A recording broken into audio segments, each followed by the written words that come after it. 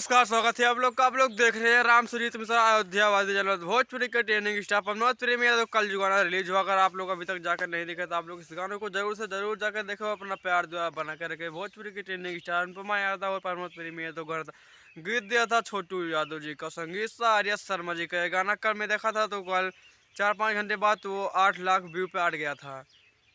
तो आप लोग अगर अभी तक नहीं देखे तो चलो करते हैं वीडियो को स्टार्ट। वीडियो स्टार्ट कर मैं छोड़ दो रिक्वेस्ट है, अभी तक हमारे चैनल को सब्सक्राइब नहीं किया तो हमारे चैनल को सब्सक्राइब कर ले भोजपुरी हर तरह के जो न्यूज़ देखने के लिए।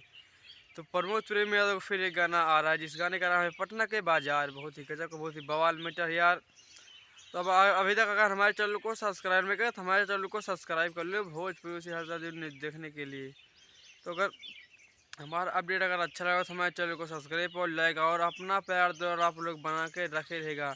अगर अपडेट अच्छा लगा तो हमारे चैनल को सब्सक्राइब करो और लाइक कर लो। अगर वीडियो में पहली बात हमारे चैनल को सब्सक्राइब और लाइक, तब तक के लिए नमस्कार, बाय बाय, जय हिंद, जय भोजपुरी।